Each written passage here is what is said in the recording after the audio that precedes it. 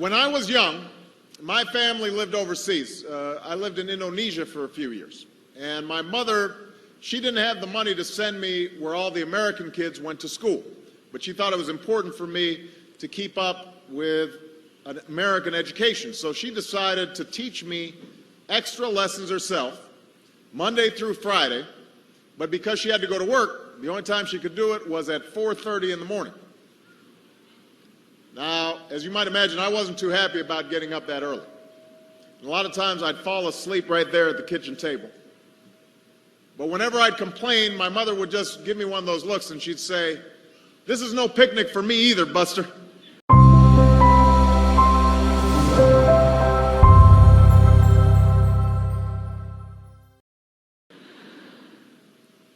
So I know that some of you are still adjusting to being back at school, but I'm here today because I have something important to discuss with you.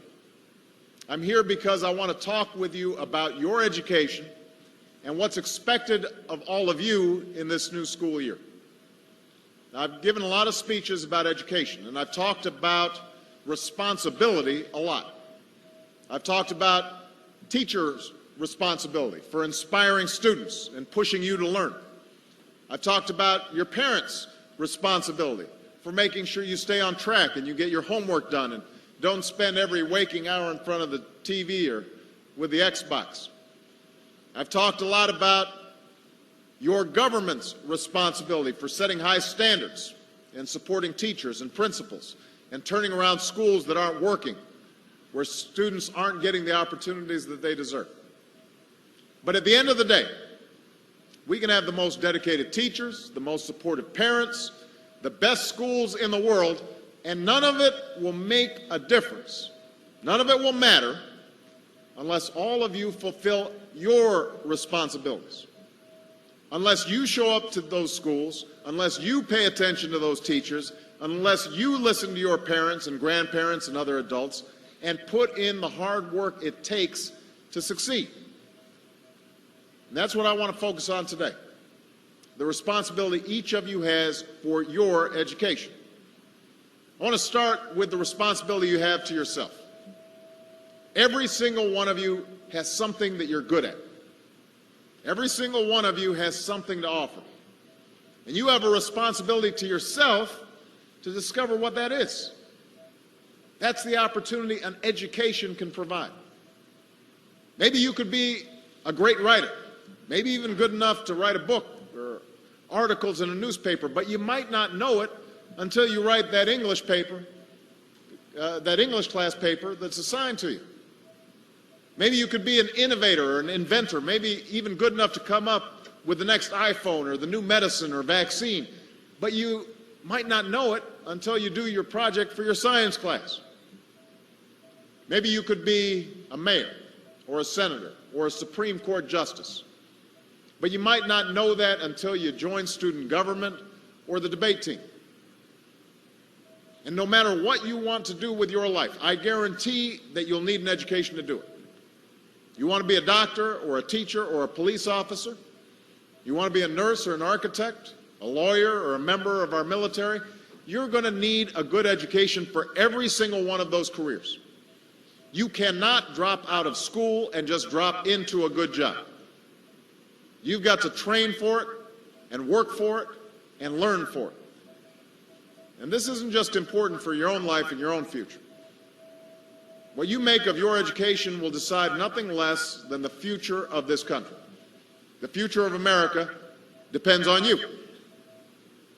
What you're learning in school today will determine whether we as a nation can meet our greatest challenges in the future. You'll need the knowledge and problem-solving skills you learn in science and math to cure diseases like cancer and AIDS, and to develop new energy technologies and protect our environment. You'll need the insights and critical thinking skills you gain in history and social studies to fight poverty and homelessness, crime and discrimination, and make our nation more fair and more free.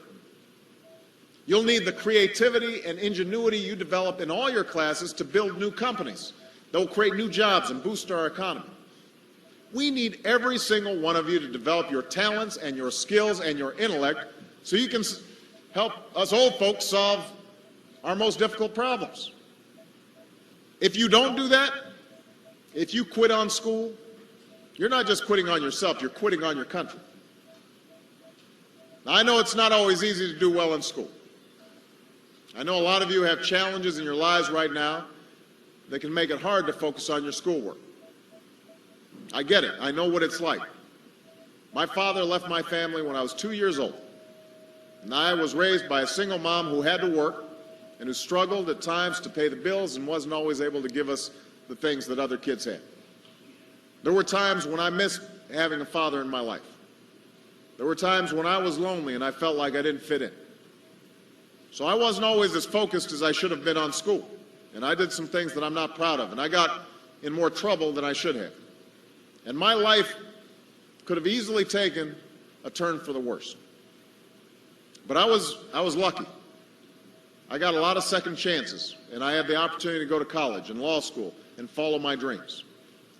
My wife, our First Lady, Michelle Obama, she has a similar story. Neither of her parents had gone to college, and they didn't have a lot of money. But they worked hard, and she worked hard so that she could go to the best schools in this country. But some of you might not have those advantages. Maybe you don't have adults in your life who give you the support that you need. Maybe someone in your family has lost their job, and there's not enough money to go around. Maybe you live in a neighborhood where you don't feel safe, or have friends who are pressuring you to do things you know aren't right. But at the end of the day, the circumstances of your life, what you look like, where you come from, how much money you have, what you've got going on at home, none of that is an excuse for neglecting your homework or having a bad attitude in school. That's no excuse for talking back to your teacher or cutting class or dropping out of school. There is no excuse for not trying. Where you are right now doesn't have to determine where you'll end up. No one's written your destiny for you. Because here in America, you write your own destiny. You make your own future. That's what young people like you are doing every day all across America. Young people like Jasmine Perez from Roma, Texas. Jasmine didn't speak English when she first started school. Neither of her parents had gone to college. But she worked hard, earned good grades, and got a scholarship to Brown University, is now in graduate school studying public health, on her way to becoming Dr. Jasmine Perez. I'm thinking about Andoni Schultz from Los Altos, California, who's fought brain cancer since he was 3. He's had to endure all sorts of treatments and surgeries, one of which affected his memory, so it took him much longer, hundreds of extra hours, to do his schoolwork. But he never fell behind. He's headed to college this fall. And then there's Chantel Steve from my hometown of Chicago, Illinois.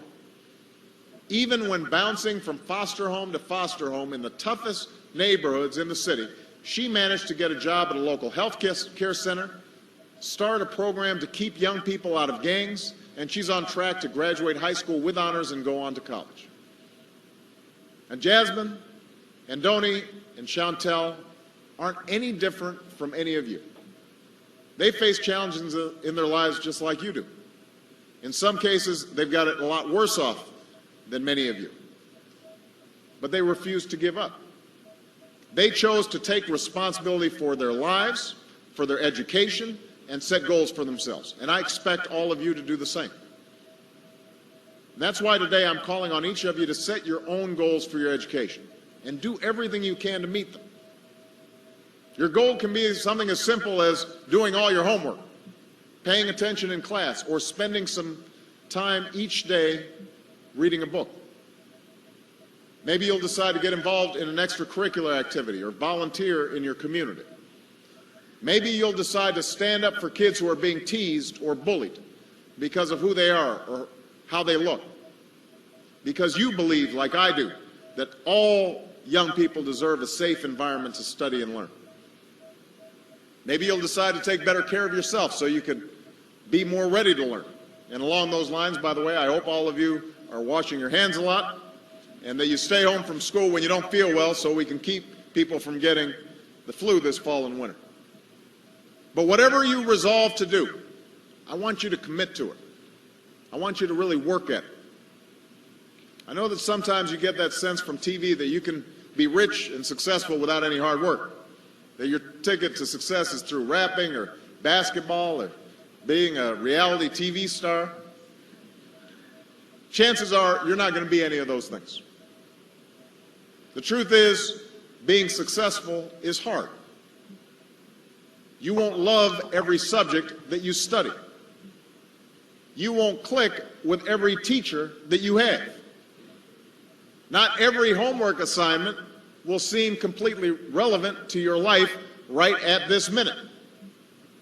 And you won't necessarily succeed at everything the first time you try. That's okay. Some of the most successful people in the world are the ones who've had the most failures. J.K. Rowling, who wrote Harry Potter, her first Harry Potter book was rejected 12 times before it was finally published. Michael Jordan was cut from his high school basketball team. He lost hundreds of games and missed thousands of shots during his career. But he once said, "I have failed over and over and over again in my life, and that's why I succeed." These people succeeded because they understood that you can't let your failures define you. You have to let your failures teach you. You have to let them show you what to do differently the next time. So if you get into trouble, that doesn't mean you're a troublemaker. It means you need to try harder to act right. If you get a bad grade, that doesn't mean you're stupid. It just means you need to spend more time studying. No one's born being good at all things. You become good at things through hard work. You're not a varsity athlete the first time you play a new sport. You don't hit every note the first time you sing a song. You've got to practice. The same principle applies to your schoolwork. You might have to do a math problem a few times before you get it right. You might have to read something a few times before you understand it. You definitely have to do a few drafts of a paper before it's good enough to hand in. Don't be afraid to ask questions. Don't be afraid to ask for help when you need it. I do that every day. Asking for help isn't a sign of weakness, it's a sign of strength, because it shows you have the courage to admit when you don't know something, and that then allows you to learn something new. So find an adult that you trust, a parent, a grandparent, or a teacher, a coach, or a counselor, and ask them to help you stay on track to meet your goals. And even when you're struggling, even when you're discouraged, and you feel like other people have given up on you, don't ever give up on yourself. Because when you give up on yourself, you give up on your country. The story of America isn't about people who quit when things got tough. It's about people who kept going, who tried harder, who loved their country too much to do anything less than their best. It's the story of students who sat where you sit 250 years ago and went on to wage a revolution, and they founded this nation. Young people. Students who sat where you sit 75 years ago, who overcame a depression and won a world war, who fought for civil rights and put a man on the moon. Students who sat where you sit 20 years ago, who founded Google and Twitter and Facebook and changed the way we communicate with each other. So today, I want to ask all of you, what's your contribution going to be? What problems are you going to solve? What discoveries will you make? What will a president who comes here in 20 or 50 or 100 years say about what all of you did for this country? You know, your families, your teachers, and I are doing everything we can to make sure you have the education you need to answer these questions. I'm working hard to fix up your classrooms and get you the books and the equipment and the computers you need to learn. But you've got to do your part too. So I expect all of you to get serious this year. I expect you to put your best effort into everything you do. I expect great things from each of you. So don't let us down. Don't let your family down or your country down. Most of all, don't let yourself down. Make us all proud. Thank you very much. Let us now delve deeper into this speech to learn valuable lessons for ourselves. President Barack Obama's speech is a powerful example of motivational rhetoric aimed at inspiring and encouraging young people. The speech combines personal anecdotes, societal observations, and a call to action, for action to convey a message of hope, responsibility, and the importance of education. Obama begins with personal stories about his childhood and youth to connect with his young audience. He talks about the challenges he faced as the child of a single mother and as a member of a family with limited financial resources. These stories serve as the basis for one of the central lessons of his speech: no matter the circumstances, with determination and hard work you can succeed. A recurring theme in Obama's speech is the crucial role of education. He emphasizes that education is the key to personal success and the well-being of the nation. He encourages students to take their education seriously and set goals for themselves. Education is presented not only as a path to professional success, but also as a means to solve national and global